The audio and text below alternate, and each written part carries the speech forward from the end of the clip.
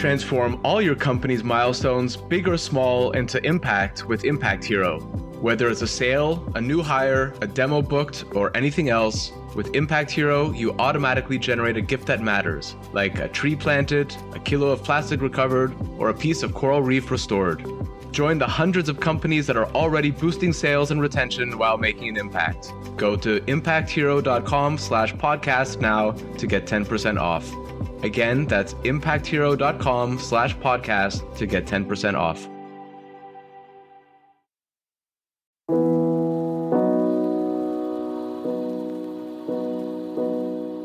Welcome to another Climate Tech podcast, interviews with the people trying to save us from ourselves.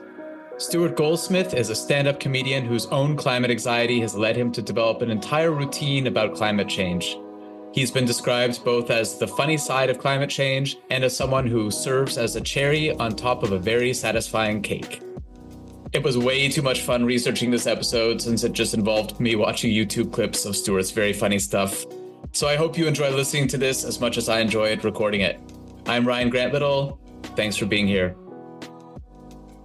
Stuart, welcome to the podcast. Thank you for having me. It's a great joy to be here. It's lovely not to be speaking to yet another comedian. You're a stand-up comedian and you've performed on the Conan O'Brien show in front of Wembley Arena. Yeah, I query in front. I was inside Wembley Arena. I was performing at Wembley Arena. I have been a street performer in my time, but on this occasion I was not in front of Wembley Arena. I was in it. Okay, so you've been at a concert in Wembley Arena and you're a stand-up comedian, so you're a stand-up comedian who's been at Wembley Arena. I get it. I understand. I was very lucky. I was performing a support slot for a hugely famous comic, so I did a couple of nights actually of doing like 15 or 20 minutes before the main act came on to 16,000 people. Wow, okay. Which I'm only belaboring because I thought it was funny that you said in front. I'm not obsessed with my credentials in the way that certain American stand-ups are. So are you nervous to be in front of another Climate Tech podcast's audience now? Well, do you know, it's not nerves exactly. I go towards things that scare me. I always have. I've had a very fun career on that basis. But what is exciting about this, it's a relief and a joy to be talking about something different. But also, I have to keep reminding myself that as a comic in the climate space, I have something to offer because I'm not an expert on climate. And we were talking before we hit record about how many PhDs you would need in how many subjects in order to feel like you really understood all of it. I do have to remind myself that I have something to bring to the table, that my expertise in communication and in smuggling in difficult messages and tuning and finessing difficult messages is a really important one. So I wouldn't say that I was nervous, but I do often go as a comedian, as a sort of external comedian, someone who's never had a real job, never had a salary. I go into very high-level corporate environments, and I do occasionally need to check myself before I walk in the door and say, you have something to offer. It's not a problem that you're not from this world. It's a benefit. And so the downside is there aren't 16,000 people listening to this, but the upside is a lot of them do have those PhDs. And I reached out to you because you're performing what I these days consider a public service, which is making us laugh in the face of the climate crisis. And as someone who works full time in the space, I can say that humor is pretty much the only thing that keeps me going, especially since I quit drinking. So, well done. Congratulations. How did you decide to pursue this as a niche? Well, I mean, it's a kind of actory thing to say, well, I think it chose me. But all I really mean by that is I have been a stand-up comic for nearly 20 years. And it's a combination of things. I was suffering from enormous eco-dread myself. I would start to, as someone who is outside of a kind of, a mediated kind of corporate experience or a scientific or an academic experience. It's been a long time since I went to college. And I exist in this funny, frothy little world of stand-up.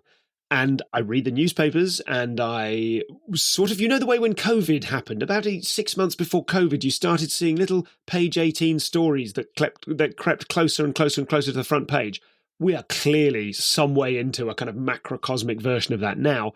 And my climate alarm bells, my dread alarm bells were really ringing. Now, in comedy, we say the problems are the material, and this is a big problem. And normally I write shows. I've written 10 or 11 hour-long stand-up shows that I've taken on tour or to the Edinburgh Festival or around the world, and they have always been about problems that I have. They've been about the problem of being a new parent, the problem of managing anxiety, those sorts of things. And this is a problem that I can't stop thinking about, and so it is completely natural to me to get on stage and try and talk about it, try and make it funny. And the journey of working out what to say, whether I can be useful. Comics are tackling it, but they're mostly tackling it by throwing their hands up and making jokes about how screwed we all are. And I like being useful. I'm a fixer. And I wanted to see if there was something useful I could do where I could fix myself, I could process and manage my climate dread, and also maybe I could do something useful for other people in the audience, people online, people in, I mentioned corporate events. I because I've had this podcast for a long time, I have spoken to over 450 comics in depth about their creative process over years and years. And I sort of turned that into a talk I give to businesses where I speak to businesses about personal resilience from the perspective of comedians. And people found it useful. I've been doing that for nearly 5 years. And the response is very different to simply making a room full of people laugh, which I love. It's a tremendous buzz. These days it wears off quite quickly. And so actually having people say, I keep thinking about that thing you said, and it's really helped me with problem XYZ. It's a sort of confluence of things. This is an opportunity to process and manage my own eco-dread, to help in some way, and that's an ongoing journey, as I'm sure it is for you.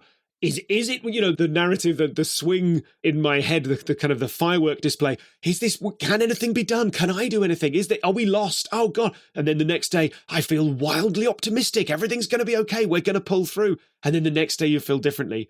Managing all of that, processing all of that, and trying to do something useful is why it's not that I've chosen to do this so much as, oh God, I can't not do this. Why do comics have kind of a special depth of resilience? Is it because you have the highs and lows and sometimes you give your routine to a cold room? Oh God, absolutely. There's the defining characteristic of all comics is that we're resilient. You simply cannot do the job without the ability to die. We call it death in comedy when you get no reaction.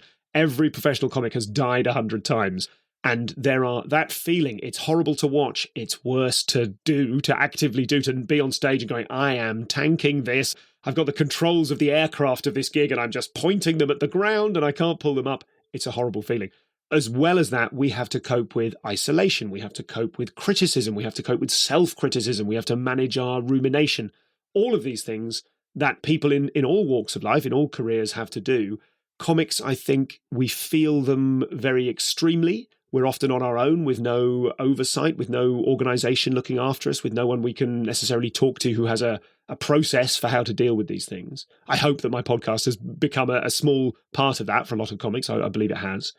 And so we not only feel these things very bigly, as they say in The Simpsons, but also comics articulate our feelings very well. We are paid to be on stage complaining and to complain and to process and sort of expound our feelings and extemporize and say, well, everybody listen to me because this is what I'm going through. And really the secret of comedy is to be able to tell the audience what they're going through by telling them what you're going through. Bigly is a very, very cromulent word. Thank you very much. Thank you. It embiggens us all. It embiggens us all, indeed. You have a whole show about the climate crisis called Spoilers, and it was one of the highest rated stand-up shows at the Edinburgh Fringe. You talk about it as being a frank and funny look at how we can all do more to alleviate our own dread and combat inertia in the face of the greatest challenge humanity has ever faced. So basically, as you've just talked about, sort of managing this existential dread. Yeah. So no pressure, but it's a big claim. Does it do what it says on the tin? What kinds of reactions do you get from the audience aside from, hopefully laughter? Yes, I hope it does do what it says on the tin. And the reactions I get from the audience are people say, thank you. People say, oh God, I'm so glad you're saying that out loud because I'm thinking that and I'm feeling that and I can't get that out of my head. There is a section of the show where I solicit climate confessions from my audience. And in a warm and forgiving and generous way, I get people to admit, there's some guy who said, a guy from Oklahoma, he said he'd taken the catalytic converter off his car so that it would sound better. That's an extreme example. There was one gentleman who said he has his hot tub set to a timer, so it's always warm in the morning in case he wants to get in, and he often doesn't. Oh boy. But what's fun about that, not that I'm celebrating these actions, I'm sort of celebrating the admission of these actions, because as I confront what can I usefully do, and as we may talk about, there is a concern there for me. Comedy is a pressure release. Is it good to be releasing steam about this? Should we not be building up ahead of steam? Should we not be? But there's an argument that says we shouldn't be coping. We should be getting angry and using that anger to create and to motivate action. I hope what I'm doing with the show and with these confessions in particular is saying, listen, if we hide away, keeping quiet about our own climate guilt and fearing being called out on our hypocrisy is just another way of sticking our heads in the sand. It's just another way of pretending that this isn't really happening. It isn't happening to me. It's not going to be as big as everyone. Oh, come on, it can't be that bad. And actually, we have to confront it. And that is what comedy's really good at doing, is confronting bad news with laughter and saying, oh my, and holding hands and saying, isn't this awful? Let's accept it's awful and let's try and change, rather than we don't accept that we're in serious trouble. We don't accept the challenges are immense and we run away and hide and we feel small and sheltered.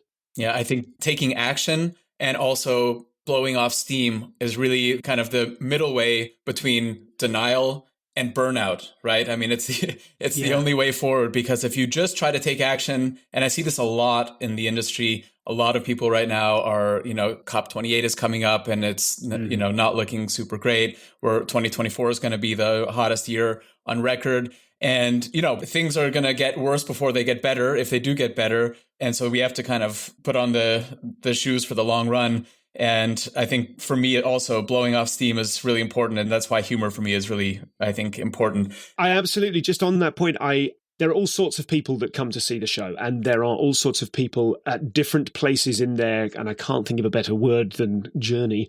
But, people, some people have got PhDs in, climate management or resources, whatever. Some people have read some blogs. Some people have not paid attention to it at all and don't really... Some people are YouTubing how to take off their catalytic converter. 100%, yes. Some people are getting annoyed at Greta Thunberg's tweets and tweeting underneath saying they're going to do extra donuts in their SUV. Yeah, right. So everyone's at a different place. One of the reactions I get quite a lot, certainly in the research of the show and in the performance, after the performance of the show, people who work in climate say, oh God, thank you, I needed to laugh about this. And one of the things I'm realizing is that people who work in climate sectors, climate adjacent sectors, are burnt out and stressed, and they feel like they're going crazy because they think about this and worry about this in their working life. And then they go home and they don't want to tell their partner about it because they don't want to be a drag, and their partner hears it a lot, and maybe their partner's happy and they want to protect them. And then they go to the bar or the pub or they hang out, they socialize, they go to the barbecue on a Saturday, and they don't want to, what have you been doing at work, Steve? And you go, I don't really want to talk about it. Or maybe they do want to talk about it, and the other people go, let's save this. Oh God, he's off again. Do you know what I mean? That thing, there is a lot of that about. And the more that we can collectively go, this is real, let's laugh about it, let's be okay. Let's not laugh at the crisis, but let's laugh at our fears. Then the more those people can, as I've said numerous times, I'm not an expert, but I know how to help experts. If experts are feeling lonely and afraid and burnt out, I can help with that.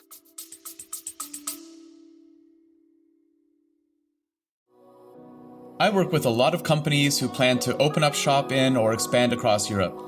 My one big piece of advice, don't fall into the trap of setting up a new entity right away. Instead, talk to my friends at Paracar, who can help you get up and running without all the costs, not to mention the legal and HR hassle. When I was hiring in different EU countries, I wanted my team to focus on their work, not on the country's bureaucracy.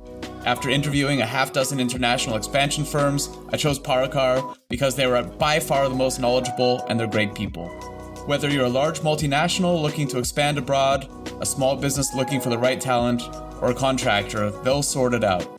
Book a free, no-obligation consultation right now at paracar.eu/climate. That's PARAKAR.eu/climate.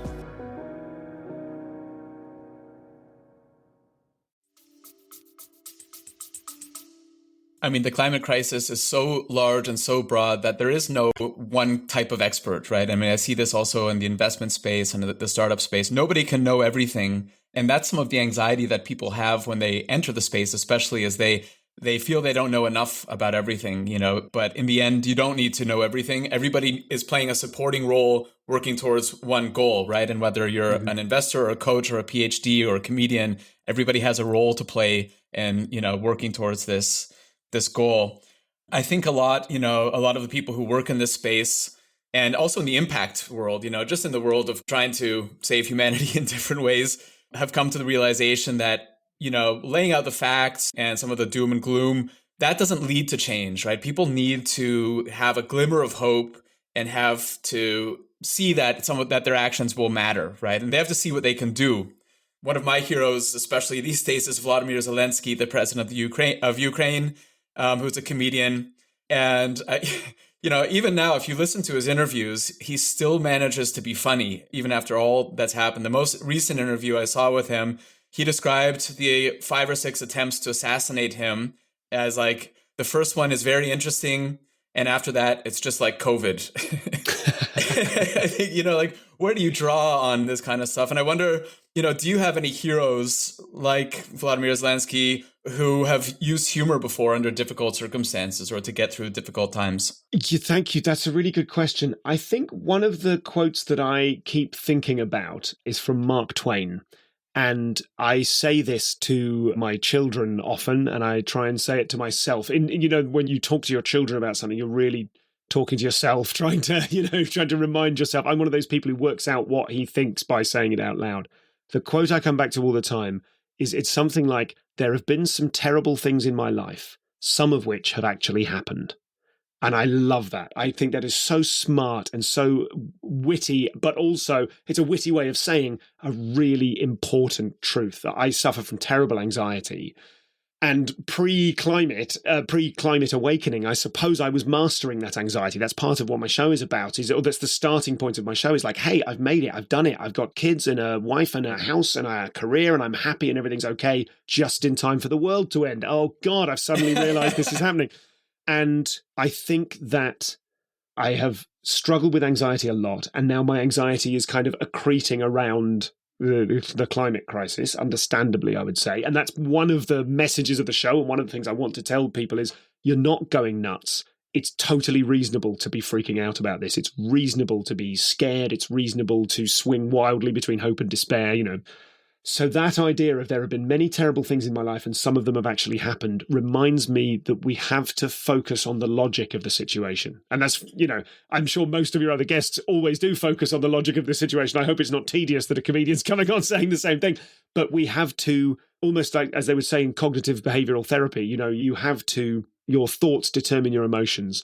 We have to be firm with ourselves and not let ourselves disappear into hope. One of the conclusions I reach in the show is that we're only screwed if we think we're screwed. And if we behave as if all of our worst fears will come true, regardless of what we do, then our heads are back in the sand. Without asking you for a table of contents about the routine, can you talk, you mentioned a few of them already. Hypocrisy is probably a pretty common leitmotif. What are some of the things you cover in the routine? Well, I talk a little bit about, I'll start with hypocrisy. That's kind of the fourth, fifth of the show, where I talk about the demotivating factor of the fear of being called a hypocrite, stopping one from doing anything, and about the fact that we are all completely wrapped up in this carbon economy. And so that is it's a demotivator. We think, well, I drive a diesel vehicle. I shouldn't say anything about this. People will call me a hypocrite. And it's so easy to level that accusation at activists. Now, I'm not much of an activist, but I really respect their passion. I really respect what they do.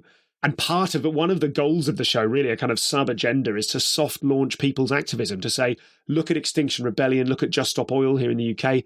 Let's reconsider what these people are doing, because it's not a million miles away from the suffragettes. It's the theory of the radical flank.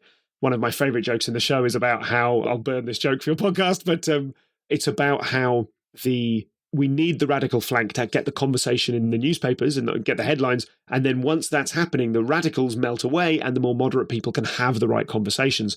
It's a bit like before Snoop Dogg can get the cookery show, he first needs to sell a load of crack in the 90s.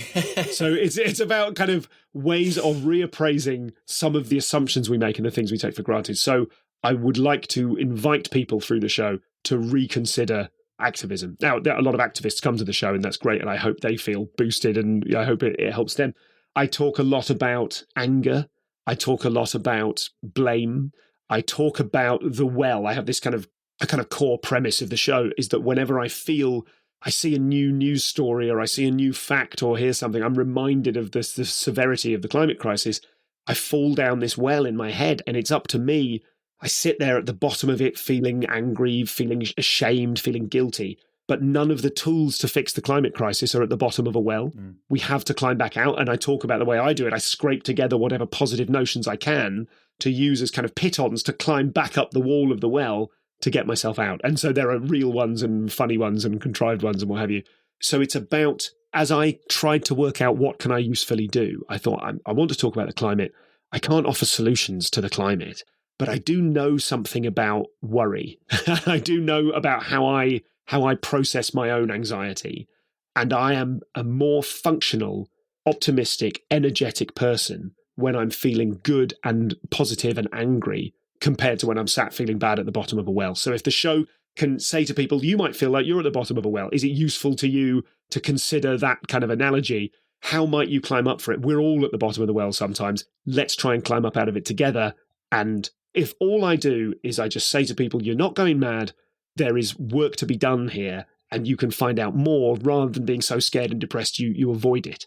Because I know there are people in my family, and there are people all over the world who say, I've stopped watching the news. Mm-hmm. It's too scary. I've stopped watching the news. And one of the points about the show is you have to continue watching the news. You have to be, just like in lots of social justice issues, we have to learn to be comfortable being uncomfortable. It's really a form of entitlement, isn't it, when you hear people say that I'm just going to tune out and kind of whatever happens. Yes, which is not to say that self-care doesn't exist. You have to be responsible. You have to manage your intake. It's equally not useful to doom scroll. Yeah. We know that. But, find ways to learn from trusted sources that aren't driven by an algorithm of outrage. Find ways to engage with it that suit you and that make you feel active. I'm not being very funny. This is the difficulty as a comic. I'm always like, I've got several hats and I'm like, these are things I passionately think. And here's a joke on the end. And the best bits of my show and the versions of it that I offer to business and what have you, I kind of tailor a version to try and recharge people's climate messaging. I can say to a CSR leader, a sustainability person, what messaging is tired because your people have heard it hundreds of times. And I can tell me that and I'll try and make that funny. That requires a bit of writing and a bit of thought and, find a way to inject humor into it. And there are moments of my show when I'm like, I'm so proud of that because that bit of stand-up material is completely infused with the climate. And there are bits of my show where I've, by necessity, taken an easier route. Here's a climate fact and here's a funny joke on the end, which is sort of arbitrary, but it suits and it's been finessed and I get away with it. But the bits I'm hoping for and the bits that I'm trying to write at the moment going forward are bits where it's just completely about the climate and it's also relatable and funny. And it is not easy. But I'm picturing your rebirth as a self-help guru from anxiety to action, climate change in the 21st century. We've all seen what happens when comedians turn into self-help gurus, so I will really try to tread very carefully. No cooking show for you. So these days, I mean, as you've mentioned this a couple of times, but a lot of performers, it's in the nature of the business as a performer that you're for hire for private and corporate events. I'm curious, who is booking you for these types of events and what are they asking? What are they hoping to get out of it as an outcome? Are you there for Christmas parties or what does it look like? Yes. Well, what I'm most excited to be doing at the moment is I find that this is happening. People are booking me to kick off or to round off a day of sustainability, of looking at sustainability in a new way. I did something for a big banking group recently. And listen, that's the thing I'm navigating as well. No one's hands are completely clean, but I do hope I'm helping people who want to help. There's a lot of people in sustainability within larger organizations who passionately care about it. And often their story is, suddenly I'm the sustainability lead. And I'm a team of one, and the CEO is basically saying, can you tick all the boxes for me, please, so that I can get on with making money? And it's not like that. And so part of my concept is to help people like that explain to the rest of the organization, the CEO as well, if they happen to be there, in a funny and sort of palatable way, that isn't good enough. This is the work of the rest of our lives. Everything has to change. It's not a case of box ticking. It's a case of everybody getting on board and changing everything. And what an opportunity. Let's change everything about how we work.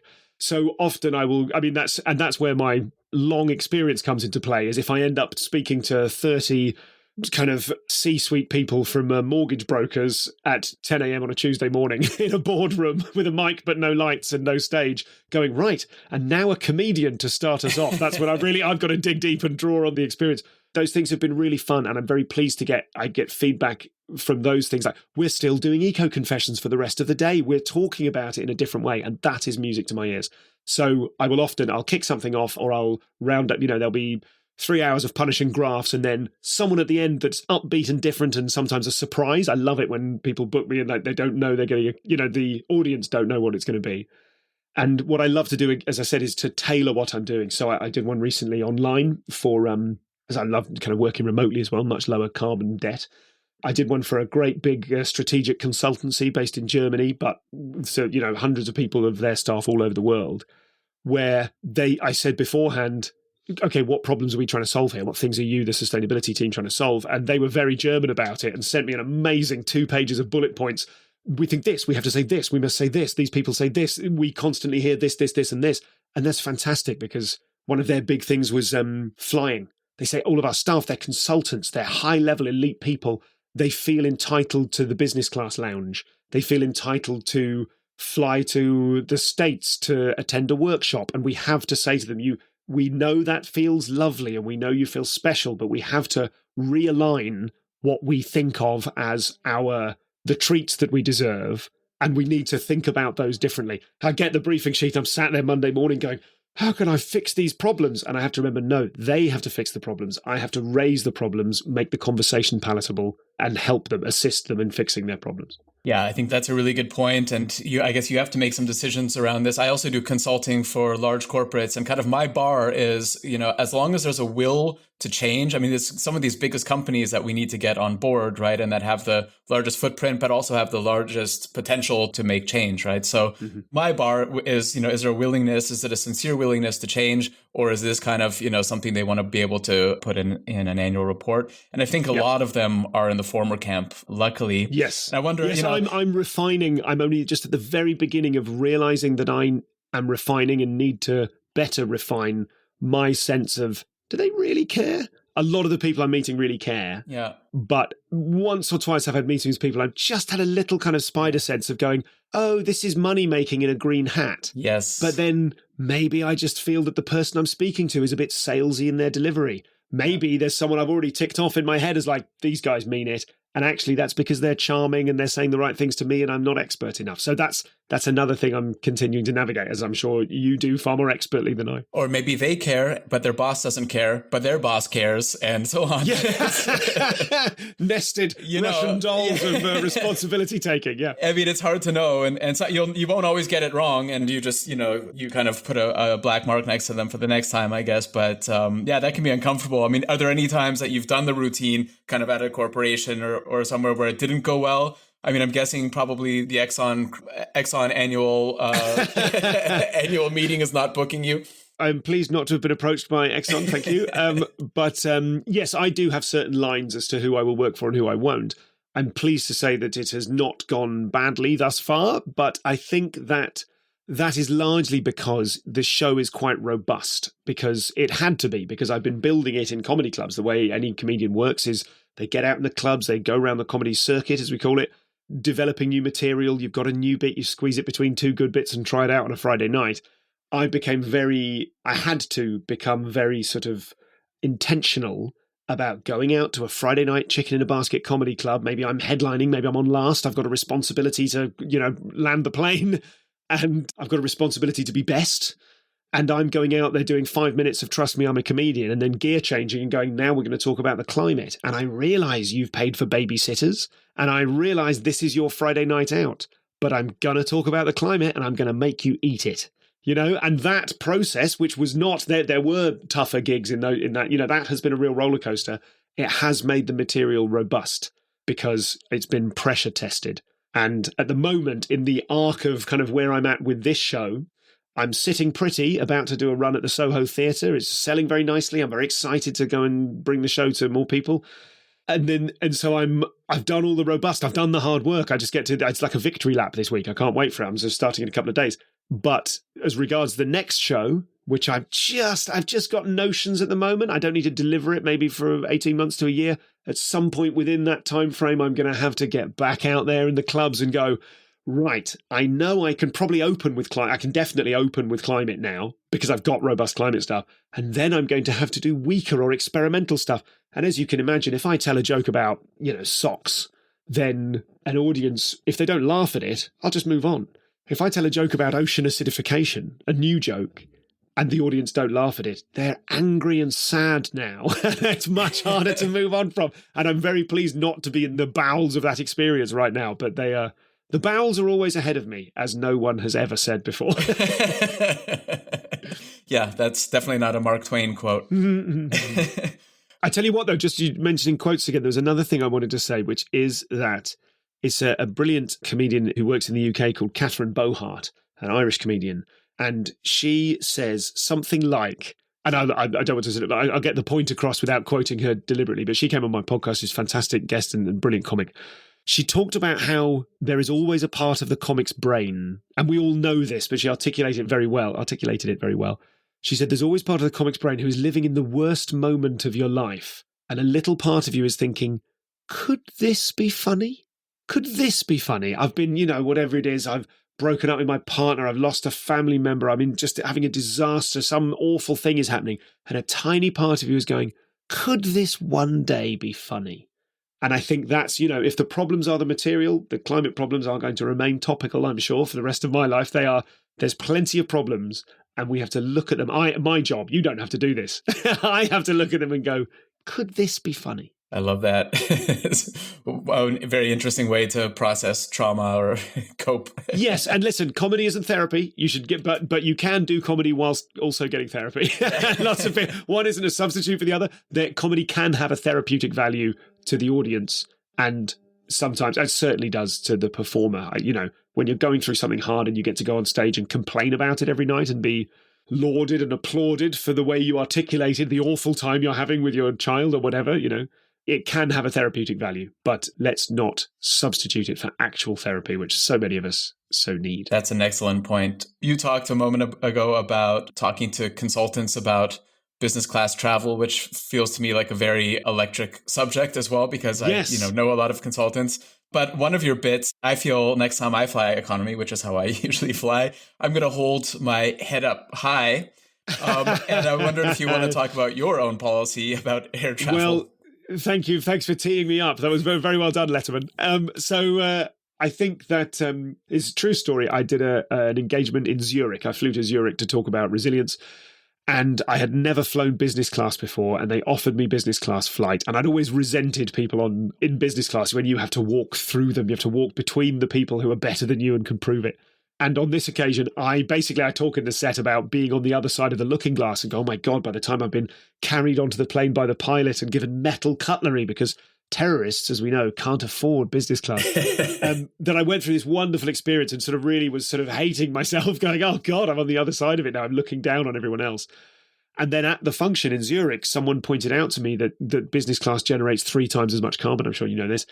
Because of the weight you take up on the plane, the extra space and so on, it's 3 times worse. So I made a solemn commitment, starting as soon as I got home, that from now on I will use it as a piece of climate communication. And my policy now is when I'm offered business class, I say, thank you, it's a very kind offer, but I decline business class on climate ethics grounds. It's an opportunity to have that conversation, to share that information with people, because flying is wonderful, business class is superb, but nothing feels as good, Ryan, as walking through business class knowing that you were offered it but declined on climate ethics grounds.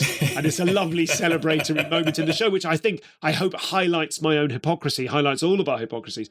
But also there is we're not going to save the world, one recyclable cup at the time, but that's no reason not to do it. Using your actions as a means of communicating your intent is important. Obviously, within that, and I have another thing in the show about the fact that we'll all end up on trial for climate crimes 20, 30 years down the line. And I think that, who knows, maybe this interview will be used as evidence against me. I think that we're always trying, as I said before, we are stuck in this fear of hypocrisy. We are inside a carbon economy. We're active inside a carbon economy. I feel I've been invited to speak at a huge event in Phoenix, Arizona. I really want to go. I think I could say useful stuff. I think I could help, but at what cost? And it's a thing that we all have to keep in the forefront of our minds, because there are people who are like, I work in the climate, so I never fly. And there are people who are like, well, because I work in the climate, I'm allowed to fly. And we have to keep interrogating that. I don't know the answer. But the answer is not to forget about it and stop thinking about it. Yeah, it comes down a lot to people, whether people believe that individual actions matter a lot or systemic change matters a lot. And yeah, I have some views on that as well. It's complicated. Tell me your views on that, because I love finding out from experts. And tell me, what do you think? I'm a systems person, so I don't expect people to change and do the right thing for the climate. So I think the onus is on us that we have to replace air travel with, some kind of fuel or electric travel. It's going to happen, right? Of course, it's, the question is if we're able to do this in time. I invest in alternative proteins, right? And my view is that our goal should be that your hamburger is not made from animals, but it tastes better, it's cheaper, and it's just as accessible. And that's how we'll win, right? Absolutely. That's what I do that with my own shopping. We no longer buy meat. We don't buy meat. We're not vegetarians. My wife's sort of a flexitarian, if you will. But I just don't buy meat anymore. I will have a burger if I'm out and it's a special occasion, but I don't buy meat because it's cheaper. I feel less, on the rare occasions it goes off and I have to throw it away, I don't feel so bad. There's less guilt. I'm a former vegetarian. I have some traces of guilt, but I'm mostly just doing it for the climate. I want to show the businesses that sell the, whatever it is, whether it's precision fermentation or wherever they get the stuff from, who knows. I want to show the business, I'm a happy customer and I'm happy to buy this. Please keep making it. Because as a vegetarian, I remember when not enough people bought the veggie frankfurters, so the shop stopped selling them. And I'm like, no, I needed those.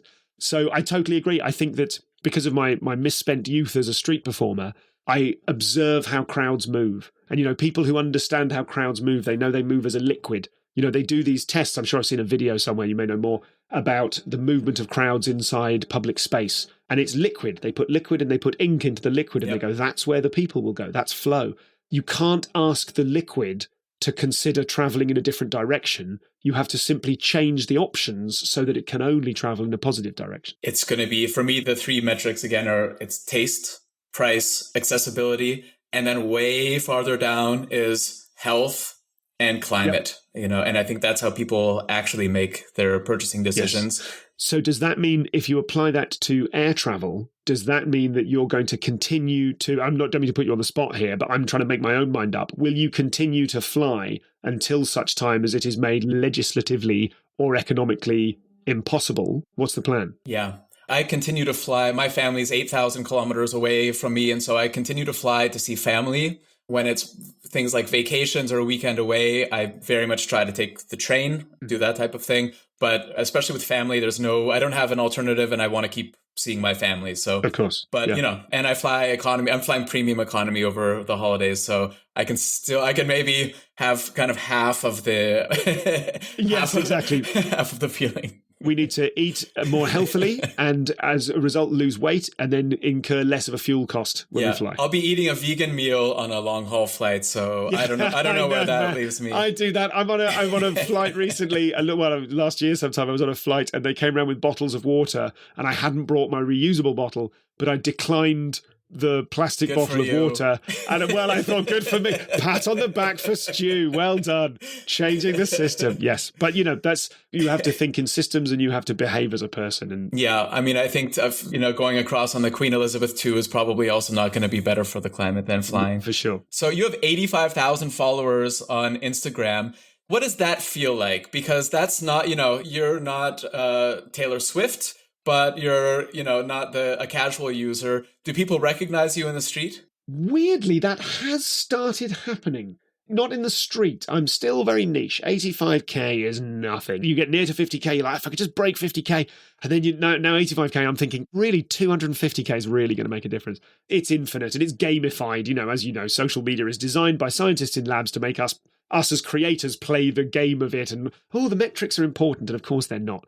I think that I know friends with far fewer followers, but the followers are in the right place and are interested in the right thing, and they sell more tickets to show X than I might do. I have had some things go viral. When I was in the States recently, I was at South by Southwest early this year, and I must confess I did not swim there. But I had 4 different videos going viral at the same time. And the thing where you check new followers on Instagram went nuts. It was just bananas. Every time I checked, it was like, bing, 1 second, new follower, 1 second. That was very exciting.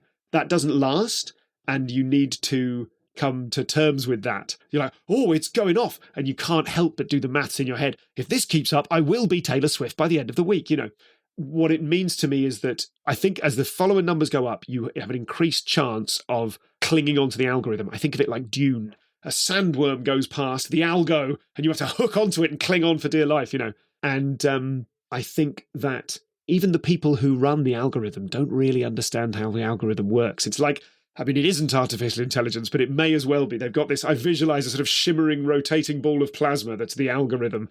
And the people that have created it, all they can do is go, well, it seems to like this. And I think if you have a lot of followers, you have more chance of grabbing onto the sandworm as it whizzes past. So it does increase the possibilities for getting the word out. And also I'm learning, I'm in my mid-40s, I'm not some 20-year-old digital native, and I frequently make clanging errors because I come from a world where the algorithm is like, oh, the idea of people seeing stuff, I can use that to sell things. And as soon as you try and say, please buy a ticket, the algo goes, no, we don't do that here. So you need to just constantly be putting content out into the world. I think that as comics, that can feel dispiriting because now we don't just simply write jokes and tell jokes. We also have to be producer, editor, directors, uploaders, data analysts, all of that kind of stuff.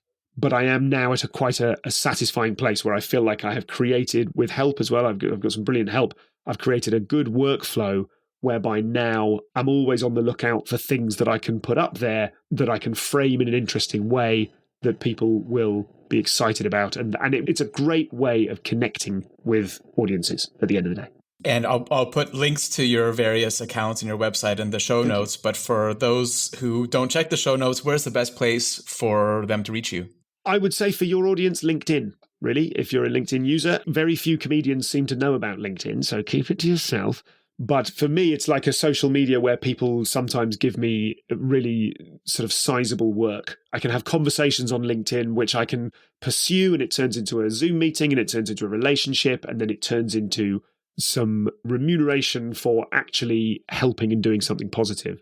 So I'm trying now to learn how to do what we did with Instagram with LinkedIn. So that's where I would, people interested in climate, what have you, can find me there. But also stuartgoldsmith.com. You will find all of those links and what have you there. And I hope people get in touch. I'm fascinated to talk to you, and I hope you have time when we stop recording for me to grill you on a few things. Uh-oh. If anyone wants to talk to me, if anyone listening to this thinks, oh, I could use a comedian in an interesting way, or he said something I totally disagree with, please get in touch. I love meeting new people. I'm on a sort of constant odyssey of learning more about this. And I mentioned before I have ADHD.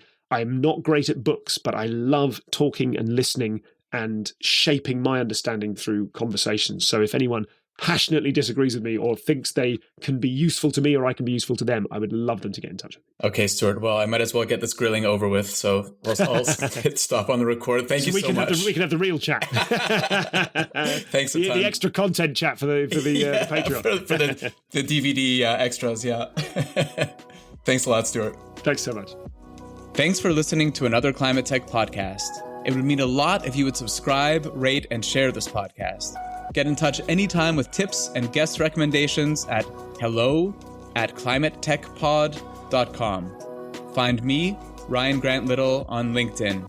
I'll be back with another episode next week. Bye for now.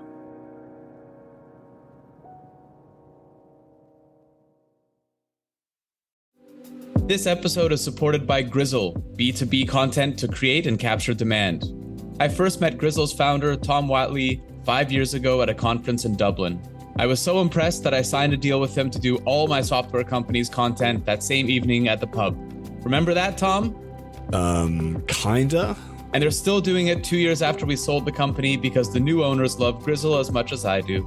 If you sell B2B, book 30 minutes in Tom's calendar at grizzle.io/climate. That's GRIZZLE.io/climate.